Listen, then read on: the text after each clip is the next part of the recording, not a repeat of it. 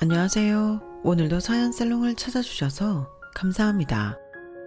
저는 10년 동안 마음고생 실컷 하고 이혼하고 나서 비로소 진정한 행복을 만끽하며 사는 40대 돌싱이자 초등학교 다니는 딸을 키우고 있는 엄마입니다. 제가 이혼할 당시 딸아이 나이는 6살이었는데요. 이런 말이 어떻게 들으시면 좀 웃길 수 있는데 딸아이는 언제나 제 마음을 그 누구보다 잘 알아주는 든든한 베스트 프렌드예요. 그리고 이혼 후 지금까지도 엉뚱하지만 저와 무척이나 합이 잘 맞는 소울메이트인데, 그럼에도 불구하고 저는 딸아이가 한부모 가정 아이라 상처를 입지 않을까 늘 마음을 씁니다. 제가 제 행복을 위해 이혼을 선택한 것과 아이가 어쩔 수 없이 한부모 가정에서 사는 건 별도의 이야기니까요. 하지만 엄마가 행복해야 아이도 행복하다고 믿어서 저는 과감하게 이혼을 선택했는데, 아이러니하게도 저는 남편 때문에 이혼한 건 아니었어요. 남편하고는 딱히 좋지도 않았지만 그렇게 이혼을 할 만큼 문제가 있던 것도 아니었거든요. 하지만 남편보다도 시어머니라는 분이 상상을 초월하는 분이라 저는 이혼할 수밖에 없었고, 저는 지금도 제가 이혼으로 그 지옥을 탈출했다고 생각해요. 그만큼 저희 시어머니는 제가 만난 사람 중에 가장 이기적이고 악독하신 분이셨는데, 이혼하고 보니 제가 무려 10년이나 참았더군요. 10년이면 강상도 변하는 세월인데 남편은 어쩐지 저보다는 시어머니 편이었어요. 그때 느꼈죠. 10년을 살든 20년을 살든 이 남자랑은 살아봤자 무의미하다는 것을요. 하지만 저는 어리석게도 남편에게 마지막까지 기다렸고, 남편은 끝내 제가 아닌 시어머니를 선택했어요. 아이를 위해서라도 시어머니와 연을 끊고 우리끼리만 멀리 가서 살자고 몇 번이나 말했는데, 남편은 아이의 아빠, 제 남편보다 시어머니의 아들을 포기할 수 없다고 했죠. 솔직히 그때는 너무 충격적이었어요. 부모도 중요하지만 자식이 더 중요하다고 저는 생각하거든요. 그래서 남편한테 오만정이 떨어졌죠. 제 딸아이가 너무 불쌍하잖아요. 하지만 남편은 딸아이에게 미안한 감정도 없었고 이 모든 것이 저 때문에 일어난 일이라고 여겼는데, 그렇게 서로를 미워하다 보니 저희 부부의 이혼 과정은 비교적 순조로웠어요. 대신 정작 저희 이혼의 결정적인 원인 제공을 하신 시어머니는 절대 이혼은 안 된다며 난리를 치셨죠. 사실 그래서 더 소름 끼쳤어요. 저는 친정이 가난하다는 이유로 2년이란 긴 시간 동안 시어머니에게 결혼 반대를 당한 사람이었거든요. 그런데 절대 이혼은 안 된다고 그 난리를 치시니 거꾸로 제가 시어머니가 몸서리치게 싫었어요. 이혼한 마당에 전 시어머니에 대한 험담을 하는 게 조금은 마음이 불편한데, 제가 겪어온 세월과 이혼하게 된 사건이 너무나도 기가 차 하소연하는 마음으로 제 사연을 적어보겠습니다. 우선 제가 남편과 결혼하게 된 과정을 잠깐 말씀드리자면, 저와 남편은 같은 직장에서 만나 직장 동료에서 연인으로 발전한 사이였어요. 그리고 처음 1년은 본의 아니게 비밀 연애를 했었는데요. 솔직히 그때는 둘 다 이렇다 할 확신이 없어서 공개를 하지 않았죠. 그런데 비밀 연애라는 게 시간이 지나면 지날수록 너무 재미있더라고요. 저는 태어나 처음으로 그런 연애를 했는데 남들 몰래하는 데이트는 어쩐지 더 짜릿하고 달콤했어요. 그러다 1년이 조금 넘었을 때 다른 동료에게 들키고 말았고, 저희는 자연스럽게 회사 내 공개 커플이 되어버렸죠. 그 뒤로는 여느 커플들처럼 사소한 걸로 싸우고 헤어졌다 다시 만나기를 반복하며 끝내 미래까지 약속하는 사이가 되었는데, 연애하면서 서로 양가 형편이 비슷하다는 걸 알았던 저에게 뜻밖의 소식이 기다리고 있었어요. 그건 바로 시어머니가 저를 보시지도 않고 안 된다고 하셨다는 거였죠. 뭐? 자기네 집에서 나를 반대한다는 거야? 왜? 난 아직 인사도 안 갔는데. 그게 내가 여자친구가 있다고 하니까 하도 꼬치꼬치 물어봐서 대답을 몇 번 해줬거든. 근데 갑자기 안 된다고 하는 거야. 나도 솔직히 우리 엄마가 이럴 줄 몰라서 너무 당황스러운데 걱정하지 마. 내가 잘 설득하고 있어. 어떻게 걱정을 하네. 이유가 뭔데? 무슨 이유가 있으니까 그러시는 걸 거잖아. 자기야, 진정해. 내가 무슨 일이 있어도 설득할 거야. 우리 엄마는 자기 아버지가 안 계시는 게 마음에 걸리나 봐. 홀어머니 밑에서 자란 딸은 다들 효녀라. 결혼을 해도 친정밖에 모른다나? 뭐? 그런 말씀까지 하셨어? 저는 남편의 말을 듣고 굉장히 놀랐어요. 저는 여태 살면서 제가 효녀라는 생각을 한 번도 해본 적이 없었거든요. 그리고 그런 제가 저희 집만 챙길 것 같아 결혼을 허락할 수 없다는 예비 시어머니의 입장에 저는 어떻게 반응해야 할지 난감했는데요. 남편은 무조건 자기가 설득할 테니 저에게 기다려달라고 했어요. 그때 당시 저는 이미 저희 가족에게 남편과 결혼까지 생각하고 있다고 말해버린 상황이라 입장이 더 난처했는데 그때는 남편과 결혼하고 싶은 마음이 커서 남편을 믿고 싶었어요. 그리고 그게 2년이나 걸릴 줄은 몰랐는데 왜 주변에서 반대하면 더 애틋해진다고 저희가 딱 그 짝이었어요. 남편은 생각보다 시어머니의 반대가 길어지자 조급해졌는지 급기야 초강수를 두었는데 그때는 자기도 저와 무척이나 결혼을 하고 싶었던 건지 시어머니에게 계속 반대를 하면 그냥 집과 연을 끊고 저와 결혼하겠다고 했다더군요. 시어머니는 당신 아들이 그렇게까지 세게 나올 줄은 몰랐다는 듯 그제야 마지못해 저를 한번 보자고 집으로 부르셨어요. 그때도 저를 보는 눈초리가 어찌나 매섭든지 시간을 되돌려 미래를 바꿀 수 있다면 저는 그때로 돌아가 남편에게 헤어지자고 하고 싶네요. 그만큼 시어머니는 첫인상부터 강렬했는데 마치 저를 심사하는 심사위원처럼 질문 공세를 퍼붓더니 나중에 마지못해 결혼을 허락해 주셨어요. 단 자기가 원하는 혼사가 아니었기 때문에 1원도 보태지 않겠다고 하셨고 저희는 그걸 순순히 받아들였어요. 저는 이상하게 저희 집이든 시댁이든 도움을 받아 결혼을 하는 게 이상하게 여겨졌거든요.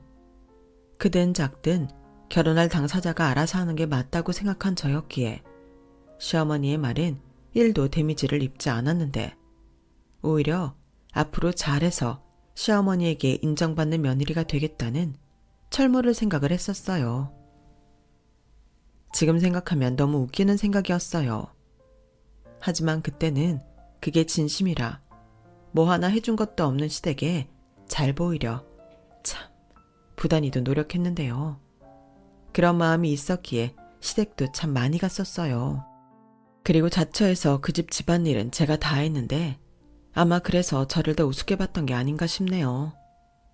저는 시댁이나 친정이나 비슷한 수준이라고 생각하지만 시어머니는 저희 친정이 당신 집보다 훨씬 차이나게 못 산다고 생각하셨고 그래서 제가 기를 쓰고 당신 아들이랑 결혼했다고 생각하셨는데 지금 생각해도 너무 어이없어요.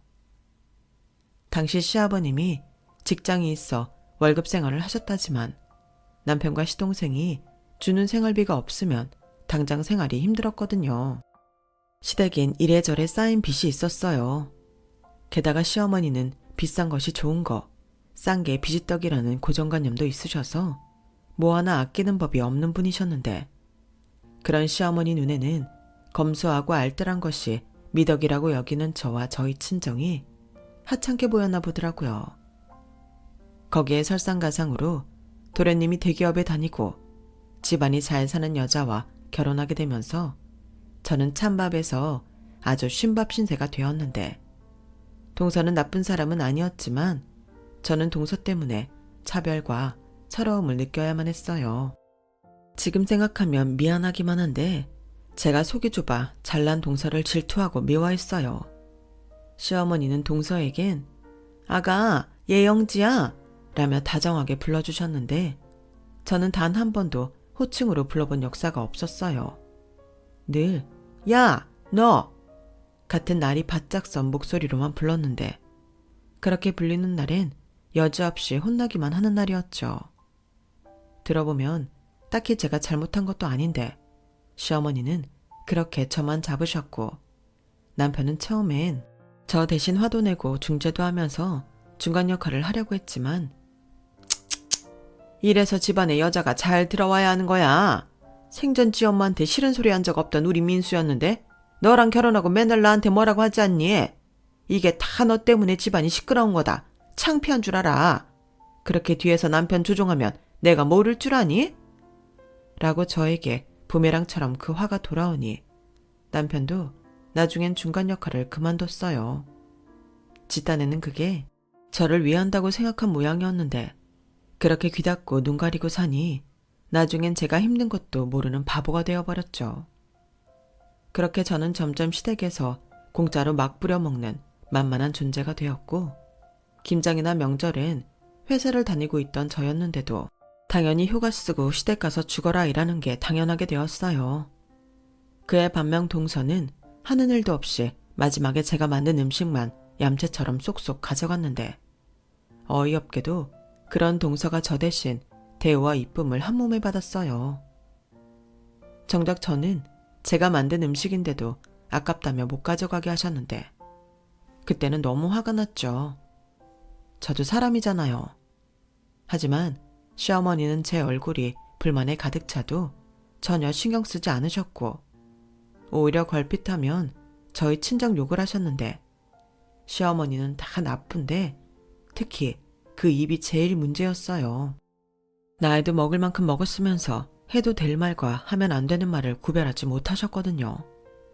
그래서 평소에도 생각 없이 저희 친정을 무시하는 말을 툭툭 하시곤 했는데 그 중에서 제가 제일 못 참는 건 돌아가신 저희 아빠에 대해 함부로 말하는 거였죠. 그건 정말 하면 안 되는 거잖아요. 하지만 저희 시어머니는 그런 것도 모르는 양반이었어요. 그나저나 네 아빠는 뭐가 급해서 그렇게 빨리 세상을 떠났다니? 내가 원래 사람을 좀 잘 보는데 상견례랑 결혼식 때 보니 네 엄마 관상이 남편 잡아먹을 상이긴 하더라. 네 아빠도 네 엄마랑 결혼 안 했으면 그렇게 일찍 죽지 않았을걸? 나는 네가 네 엄마 그런 팔자 닮았을까봐 너무 무서워. 소중한 내 아들 명 네가 다 잡아먹는 게 아닐까? 늘 전전긍긍 한다니까. 그러니 너 우리 아들 행여 다치거나 어디 병이라도 걸리면 내가 너 가만두지 않을 거야. 알겠어? 너 꼭 명심해라. 어머니, 아무리 저희 집에 마음에 안 드셔도 그렇지 그런 말씀을 저한테 하시면 어떡해요? 저희 엄마, 저희 아빠 아주 극진하게 대하셨어요. 두 분이 사이가 얼마나 좋았는데요. 그리고 그런 일은 없어야 하지만 왜 그이가 다치고 아프면 제 탓인가요? 어머니, 그건 너무 억지예요. 뭐? 억지? 너 지금 시애미 앞에서 너 할 말 다 했냐? 아, 이래서 가난한 집 애들은 가정교육이 엉망이라는 소리를 듣는 거야. 내가 오죽하면 2년이나 너를 반대했겠냐고. 그래도 네가 좋다고 한 결혼이니까 네가 듣기 싫어도 참아라. 이제 와서 내가 네 눈치를 본다는 건 말이 안 되는 일이잖아. 시어머니는 이렇듯 도무지 대화가 통하지 않는 사람이었어요. 그러니 그런 시어머니를 상대하느라 제 몸과 마음은 골병이 들어가고 있었고 한 번은 너무 힘들어서 남편에게 이야기를 했는데 남편은 건성으로 우리 엄마가 좀 그렇잖아. 자기도 알면서 그래. 그냥 한쪽 귀로 듣고 한쪽 귀로 흘려. 라고 하더군요. 저는 그때부터 남편에게 정이 떨어지기 시작했어요. 하지만 세상은 제 편이 아니었던 건지 그때 저는 딸아이를 임신하고 있었고 친정엄마와 남동생이 걱정하는 게 싫어 이혼 생각은 하지도 못했는데요. 그렇게 미련하게 참다 보니 이건 아니다 싶어 제 살 길은 제가 찾아야겠다고 생각했어요. 그래서 더 이상 만만한 며느리가 되지 않으려 예전처럼 시댁에 자주 가지도 않았고 시댁에 가서도 제 할 도리만 끝나면 더는 볼 일 없다는 듯 집에 와버리곤 했는데 시어머님은 그런 저를 아주 못마땅해 하셨어요. 그렇게 예뻐 죽겠는 작은 며느리가 있는데도 시어머니는 저를 부르지 못해 안달이셨어요.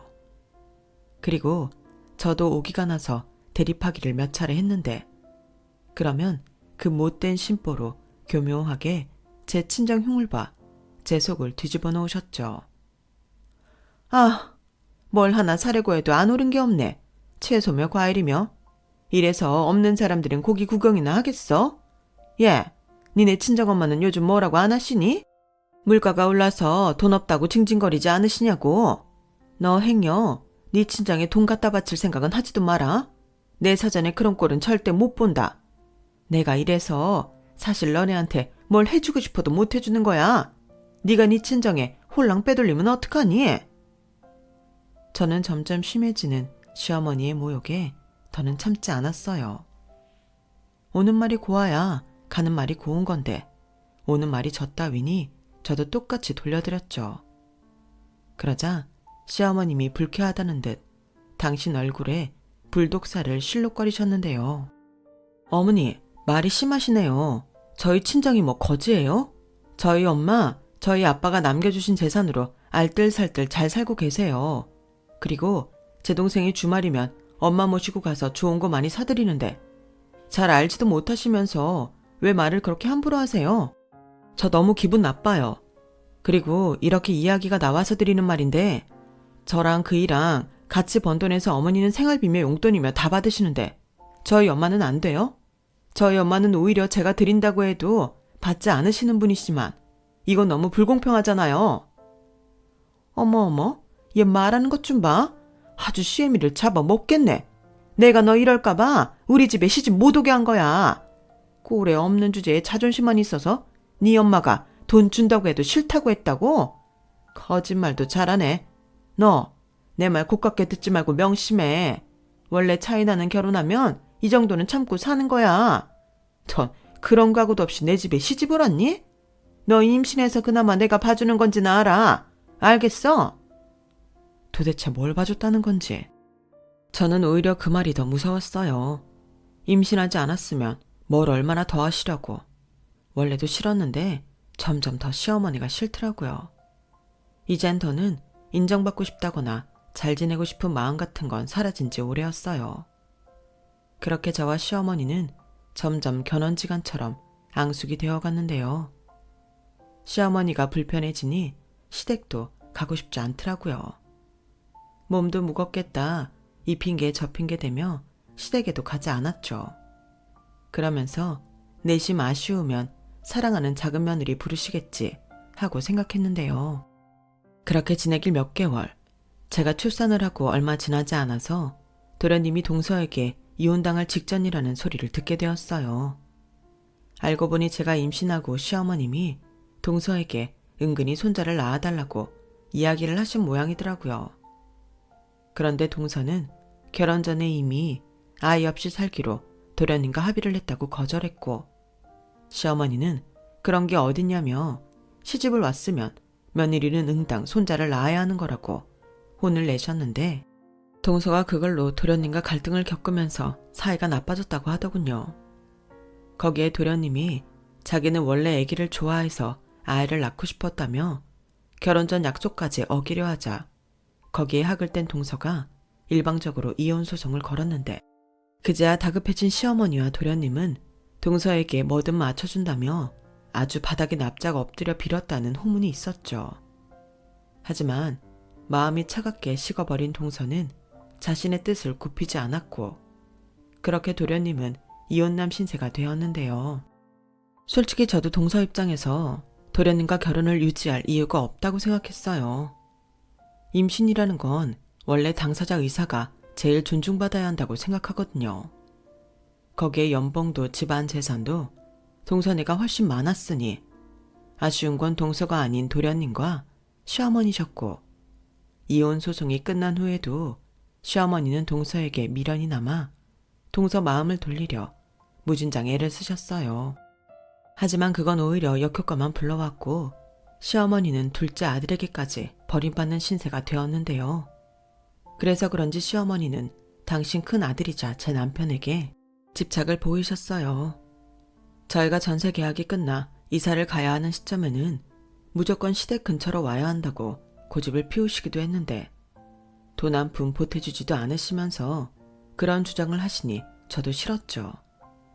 그래서 일부러 시댁과 멀리 떨어진 동네로 이사를 갔고, 시어머니는 눈물까지 흘리며 자기는 아들과 손녀가 너무 보고 싶어 못 살 거라고 하는데, 저는 전혀 동요하지 않았어요.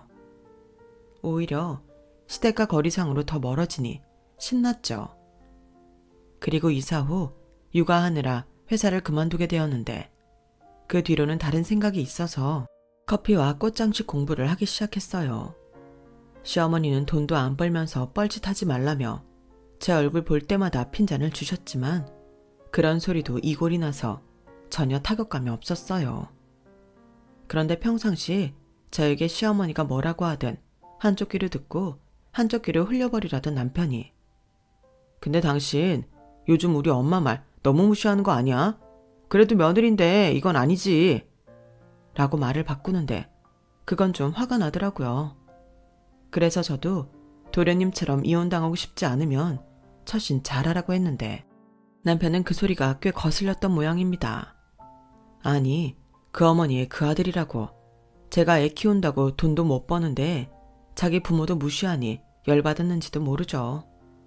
하지만 저희에겐 시어머니 말고는 육아를 부탁할 사람이 없었고, 애당초 시어머니는 자기한테 애 맡길 생각은 하지도 말라며 못을 박았기 때문에 제가 퇴사하는 거 아니면 다른 방도가 없었어요.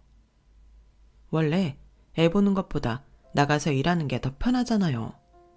하지만 남편은 제가 집에서 논다고 생각했는지 아주 작은 것도 아까워하며 쫌스럽게 굴었는데요. 그러니 부부 사이도 그다지 좋진 않았어요. 거기에 도련님이 집을 나가 어떻게 사는지 모르게 되자 자기 집엔 평소 무시하던 남편은 효자가 되었는데, 저에게 집에서 노니 애 데리고 시댁에 가서 며느리 노릇을 하라고 하더군요. 제가 미쳤나요? 절대 싫다고 했죠. 그랬더니 남편 입에서, 당신은 맏며느리야. 무슨 맏며느리가 이러냐? 내가 전처럼 직장 다니면 말도 안 해.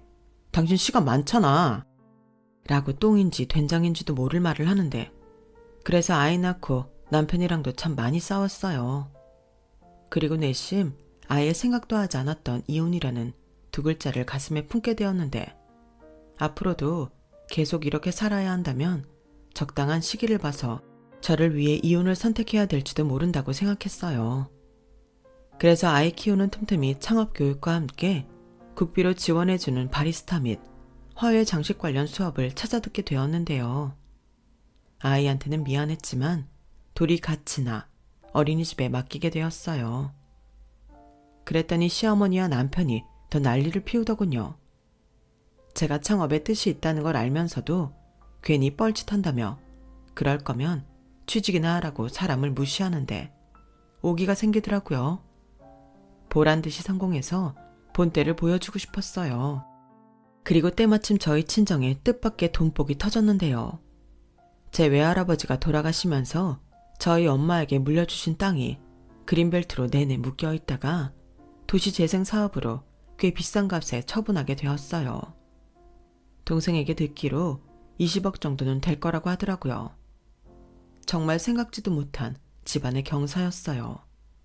그리고 내심 제 마음도 가벼웠는데, 당시 제 남동생은 5년 넘게 만나고 있던 여자가 있었거든요. 그런데 예비 올케 쪽에 좀 사는 집이라 구색을 맞추려면 동생이 돈이 좀 있어야 할 때였는데, 저도 사는 게 그저 그러니 도움을 주지 못했어요. 거기에 저희 엄마는 누나한테도 돈을 해주지 않았는데, 남동생에게 돈을 해주면 그것도 사위 보기 미안하다고 난감해하던 차였고, 엄마는 내친 김에 저희 남매에게 5억씩 똑같이 나눠주겠다고 하셨어요. 당연히 남편 입은 찢어지게 올라갔고, 그 뒤로는 세상 그런 남편이 없다는 듯 다정한 남편이 되었는데, 시어머니도 완전히 태도가 바뀌었죠. 저에게 야, 너! 하고 하시던 분이 선주야, 아유 우리 며느리! 라고 저를 부르시는데 솔직히 끔찍했어요. 그리고 한편으로는 씁쓸한 기분도 들었죠. 돈이라는 게 사람도 바꿔놓았잖아요. 하지만 저도 창업하고 싶은 마음이 있었기에 엄마가 주신 돈이 싫지 않았는데, 내친 김에 집 근처에 봐둔 카페 자리를 큰맘 먹고 계약했어요. 그렇게 가게를 계약하고 계약서를 품에 안고 집으로 돌아왔는데 마침 시어머님이 저희 집에 계셨고 제가 가지고 온 계약서를 남편과 시어머니가 보더니 저를 잡아먹을 듯 아주 노발대발 난리가 났어요. 아니 너는 그런 걸 식구들이랑 상의도 하지 않고 그렇게 덥석 계약을 하면 어떡하니? 네가 무슨 카페를 해? 어머니, 말을 왜 그렇게 하세요? 저는 카페 하면 안 돼요? 저 카페 하려고 이것저것 많이 배우고 자격증도 다 땄어요. 어머니도 아시는 줄 알았는데? 그거야 그렇지만 네가 이렇게 진짜로 가게를 계약할지는 몰랐지. 그래서 내가 너더러 뻘짓하지 말라고 했잖아. 어머니, 전 그때도 지금도 진심이에요. 그러니 그 어린애도 어린이집에 맡기고 공부했죠.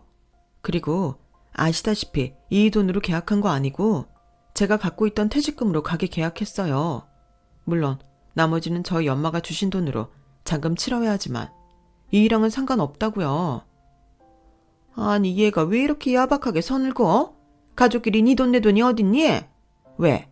니네 친정이 돈 좀 생기니까 우리가 우스워? 제가 우습다고 했나요? 어머니야말로 도대체 왜 그러시는 거예요? 왜긴? 지금 보니까 네가 지금 돈 좀 생겼다고 여태 당한 거 나한테 복수하는 거구나. 나는 그런 줄도 모르고 이제라도 너한테 청을 좀 주려고 했는데 어쩜 너는 사람이 그렇게 얄팍하니? 저는 어이가 없어서 할 말은 많았지만 입을 닫았어요. 어차피 싸워봤자 끝나지 않을 입씨름이 될 게 뻔해서요. 그리고 그날 저녁 내내 생각했죠. 누가 할 소리를 지금 자기 입으로 하는 건지.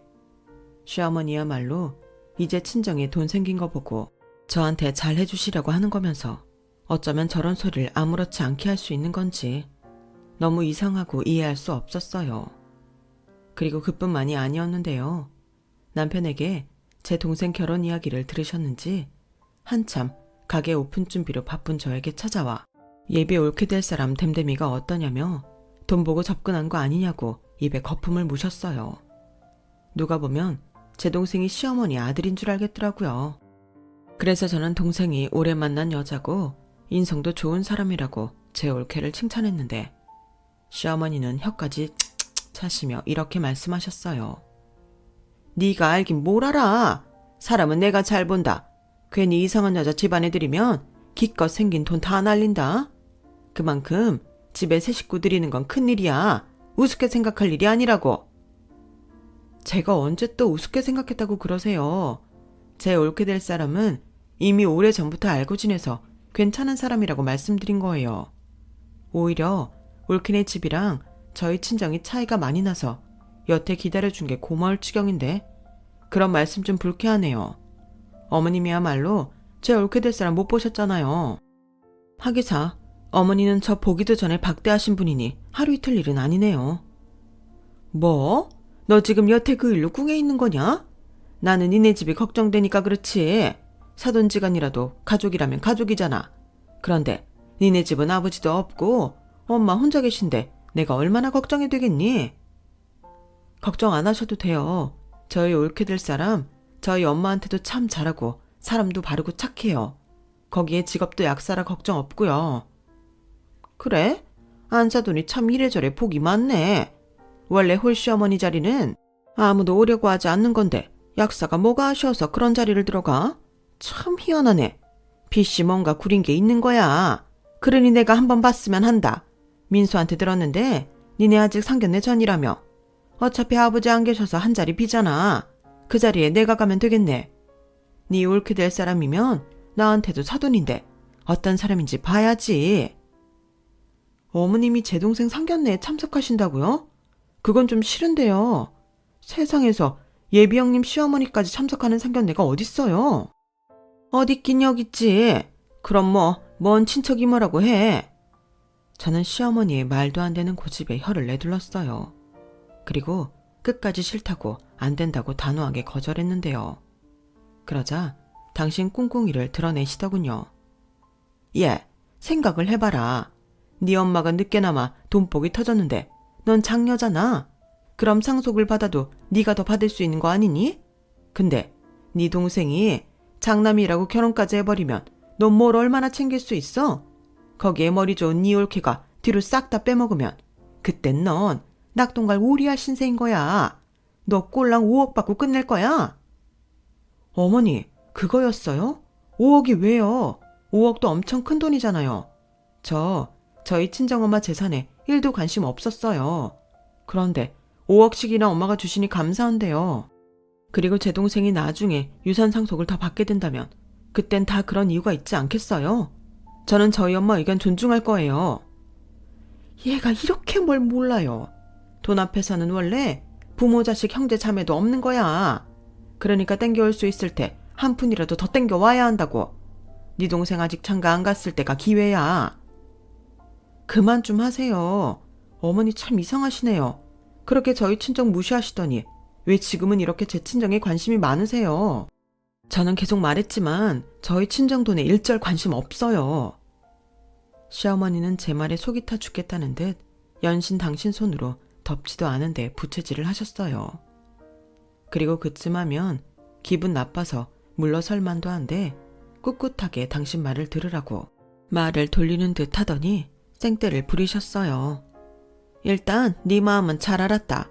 그래도 한 명이라도 더 볼 수 있으면 좋은 거야. 사람 보는 눈이 다 똑같은 것 같지만 다르기도 하다고.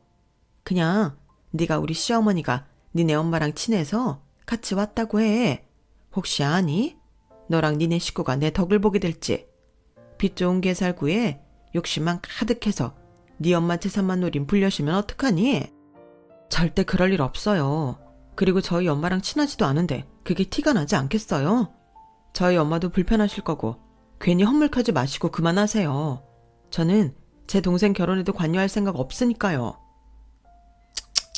너는 어쩜 그렇게 생각이 짧니? 원래 새 식구라는 게 너무 잘 살아도 걱정, 너무 못 살아도 걱정인 거야. 일단 잘 산다고 했으니 너도 야무지게 받을 수 있는 건 받아야지. 넌 동생만 잘 살면 그만이야? 우리는? 저는 시어머니의 우리라는 말에 이건 또 뭔가 했어요. 제 동생이 결혼하는데 우리가 왜 나오죠? 그리고 제가 인상을 팍 쓰니 이내 시어머니는 자기 말에 자기도 민망한지 헛기침을 하며 이렇게 말했는데요. 나 이상하게 볼 거 없다. 너 시집 올 때를 생각해. 너 뭐 하나 들고 온 거 없잖아. 근데 이젠 친정에 돈도 생기고 네 동생은 부잣집 처위가 되는데 이제라도 만회를 해야지. 마침 내가 돈이 좀 필요한데 너 네 엄마한테 돈 5억 받았지? 그거 나한테 좀 줘라. 넌 네 엄마한테 또 받으면 되잖아. 저는 까독까독 계속 나오는 시어머니의 검은 속에 질려버렸어요. 사람이 어쩜 이리도 한결같고 욕심 많고 이기적인 건지 두 손 두 발 다 들겠더라고요. 그래서 제가 됐다고 꿈도 꾸지 말라고 나가시라고 등을 떠미니 돈이 급하긴 급한지 나중엔 우는 소리를 하기 시작하시더군요. 내가 네 시아버지 몰래 돈 사고 친 게 있단 말이야. 나 그거 안 메꾸면 네 시아버지한테 쫓겨나. 그냥 이참에 네가 내 빚 갚아준다고 생각해. 그럼 이제부터 내가 너 구박도 하지 않고 잘해주마. 너 남은 인생 길어. 남은 인생 지금처럼 계속 구박받고 살래? 아니면 내 빚 갚아주고 예쁨 받고 살래? 어머니, 그냥 저는 이혼하고 편하게 살래요. 뭐? 이혼? 정말 해도 너무하시잖아요. 그렇게 온갖 구박 다 하시고 이젠 저더러 어머니 빚까지 갚으라고요? 저 어머니 빚 갚을 돈 없어요. 저 카페 오픈 준비하는 거 안 보이세요? 그러게 누가 너한테 카페를 하라고 했어. 그냥 얌전히 애 하나 키우고 살림이나 할 것이지. 이거 차려서 망하나 나한테 돈을 주나 똑같잖아. 아니요, 안 똑같아요. 어머니는 왜 그렇게 제가 하는 건 다 부정적이세요.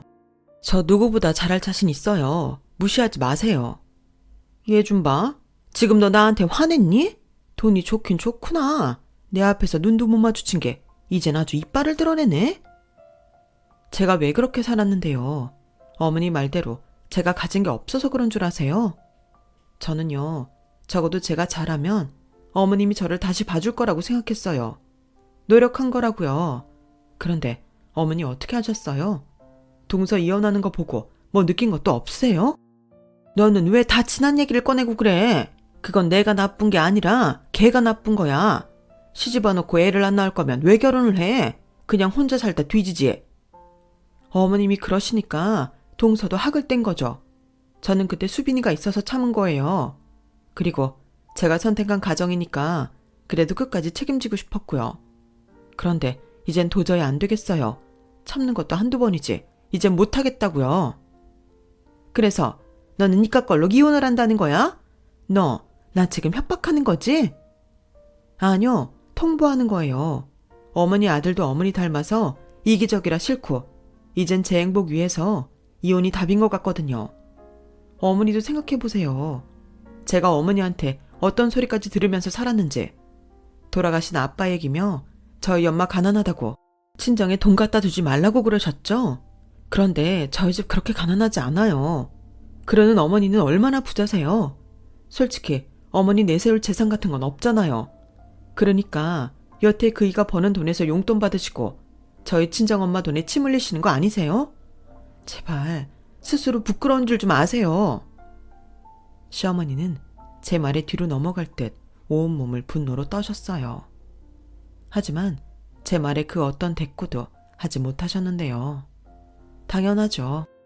제가 한 모든 말엔 거짓이 없었으니까요. 그리고 저는 제가 뱉은 말에 책임이라도 지는 듯 남편에게 시어머니와 연을 끊고 저랑 딸애랑 살 건지 이혼을 할 건지 결정해달라고 했어요. 그러자 남편은 정색을 하며 무슨 그런 선택을 하냐며 저에게 화를 냈고 저는 진지하다고 결정하는 대로 알려달라고 말하고 그날로 짐을 싸서 아이랑 함께 친정으로 갔어요.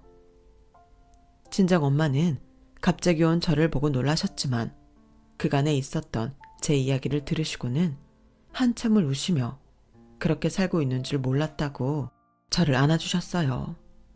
엄마가 걱정하는 게 싫어 참고 살려고 했는데 엄마가 저를 안아주니 참았던 눈물이 폭포수처럼 쏟아졌고 저는 남편이 어떤 결정을 하든 행복해지겠다고 엄마에게 약속했죠. 그리고 그게 저에겐 저만의 카페를 운영하는 거였는데 그래서 온 마음과 신경을 써서 제가 꿈꾸던 카페를 만들었어요. 제가 원래부터 꽃집과 카페가 합쳐진 그런 아름다운 가게를 꿈꿔왔거든요. 물론 손이 너무 많이 가고 힘든 순간도 많았지만 몸은 힘들어도 마음은 행복하니 보람은 덤이더군요.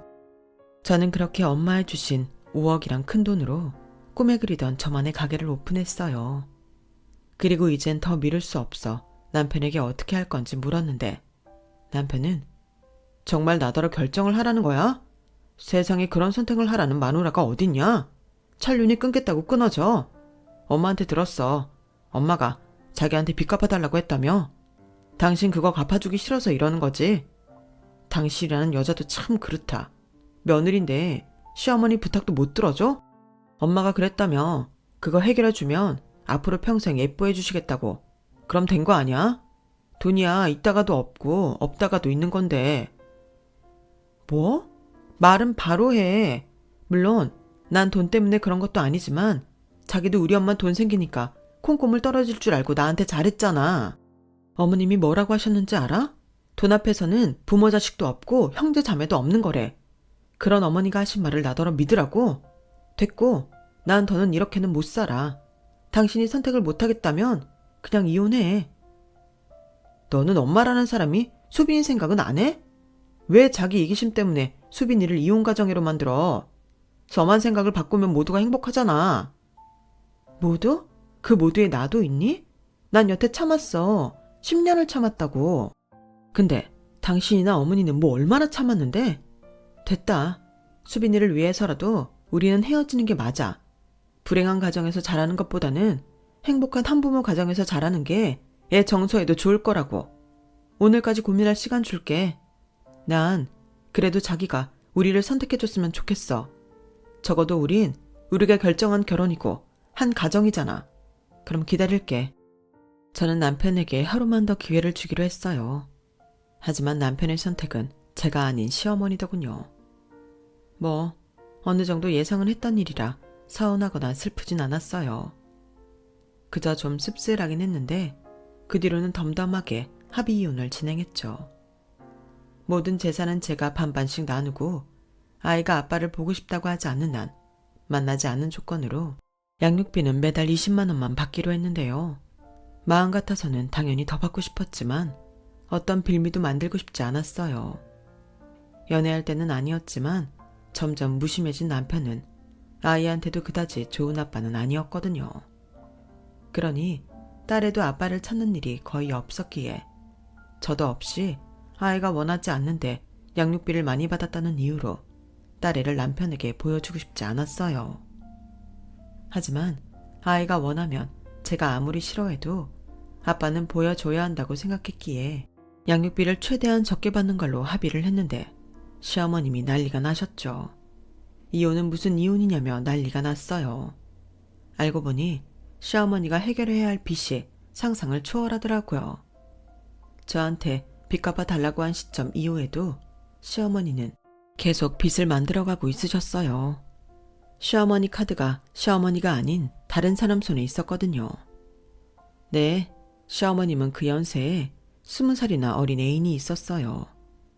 그리고 제가 말은 그렇게 해도 어쩔 수 없이 자기 빚을 갚아줄 거라고 생각했는지 잘못된 만남을 끊어내지 못하고 계셨는데 제가 남편과 합의 이혼을 했으니 난리가 날 수밖에요. 결국 시어머니의 카드는 시어머님이 카드값을 막지 못해 정지가 되었고 시어머니의 젊은 애인은 돈을 달라며 시아버님 앞에까지 나타났는데 시아버님이 충격으로 쓰러지셨어요. 그리고 시아버님의 누나인 고모님이 완전 극대노하셔서 시부모님을 이혼시키셨는데요. 시어머니는 뭐 하나 건진 거 없이 그야말로 쪽박 신세가 되었죠. 젊은 애인은 늙고 돈 없는 시어머니를 뻥 찼고요. 그리고 오갈 데 없는 빚만 잔뜩 진 시어머니는 효자인 남편 몫이 되었는데 그 소식을 듣고 이혼한 게 얼마나 다행이었는지 몰라요.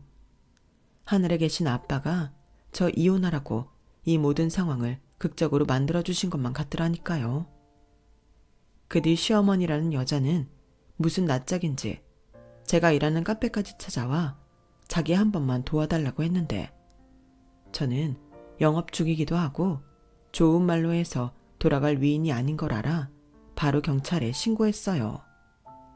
그리고 또다시 제 가게에 온다면 그때도 여지없이 신고하겠다고 강경하게 나가니 시어머니는 저더러 돈맛을 보더니 매정해졌다며 듣도 보지 못한 쌍욕을 하시고는 감사하게 내 눈앞에 나타나지 않으셨는데요. 그 점은 지금도 감사하게 생각합니다. 그 뒤 저는 그곳에서 장사를 잘 하다가 다른 신도시에 2호점을 오픈했어요. 그리고 현재는 2호점에서 일을 하고 있는데 이젠 친정엄마와 딸 이렇게 3대 모녀가 함께 삽니다. 여자 셋이 모이면 접시가 깨진다고 했는데 저희 셋은 모이면 항상 이야기꽃이 피어나요. 제 딸아이가 저와는 달리 애교도 많고 끼가 많아서 저랑 저희 엄마를 항상 웃게 해주거든요. 그렇게 웃다 보면 언제 저렇게 딸아이가 컸을까 뿌듯하기도 하면서 너무 빨리 자라는 것 같아 서운한 마음도 드는데 저희 엄마도 저를 보면 똑같은 마음이라고 하시더군요. 그리고 누구보다 제가 행복해졌으면 좋겠다고 하셨는데요. 저는 그런 저희 엄마가 안심하고 항상 웃으실 수 있도록 더 열심히 일하고 행복해질 예정입니다. 현재 카페 운영도 열심히 하고 있고요. 본점도 2호점도 커피며 꽂히며 매출도 잘 나가고 있어요. 제가 좋아하는 일로 돈도 버니 이제는 누구 눈치도 보지 않고 저희 엄마에게 용돈 드리며 그야말로 떵떵거리고 살고 있어요. 비록 결혼에는 실패했지만 가게도 잘 되고 예쁜 딸에 아직은 정정하고 건강하신 엄마까지 함께 있으니 제 인생도 나름 떵떵거릴 만큼 성공한 인생 아닐까요? 저는 돈이 많은 인생보다 행복지수가 높은 인생이 성공한 인생이라고 생각하거든요. 그런 기준이면 저 성공한 거 맞죠? 이젠 전남편이 된 그 남자는 시어머니 빚 갚아주는 게 힘든지 이제서야 시어머니와 연을 끊고 저와 합치고 싶다고 한동안은 매달렸는데 이젠 제가 그런 놈하고 살 이유가 없어서 뻘소리 하지 말라고 합니다. 아이만 아니면 연락처도 차단해버리고 모르는 타인처럼 살고 싶은데 그래도 내 아이의 아빠라 그것만큼은 안 하고 있어요. 그리고 그 남자는 제가 생각했을 때 절대 자기 엄마랑 헤어지지 못할 위인입니다. 그럴 수 있는 사람이라면 저를 10년 동안 그렇게 살게 하지 않았겠죠. 그리고 이제는 그 사람들 보란듯이 잘 살고 있는 제가 승리자인 것만 같아 사는 게 훨씬 신나고 재밌어요. 원래 진정한 복수는 누구보다 잘 먹고 잘 사는 거잖아요. 그래서 저는 앞으로도 그들보다 더 열심히, 더 행복하게 살아가고 싶습니다. 그리고 나중에, 아주 나중엔 전 남편과는 비교도 되지 않을 만큼 좋은 남자와 재혼하고 싶은 마음도 있는데요. 그때가 되면 저는 또 얼마나 행복한 사람이 되어 있을까요? 그날의 저를 상상하며 제 이야기는 여기서 마무리 짓도록 하겠습니다. 결국엔 자기 행복은 자기 손으로 쟁취하는 게 맞는 것 같아요. 여러분들도 여러분들 원하는 행복을 꼭 손에 넣으시길 바라며 지금까지 제 이야기 들어주셔서 대단히 감사합니다. 그럼 늘 건강하시고 행복하세요. 여러분, 사연 댓글에 응원과 현명한 조언 부탁드려요. 좋아요와 구독은 저에게 큰 힘이 됩니다. 오늘도 좋은 일 가득하세요.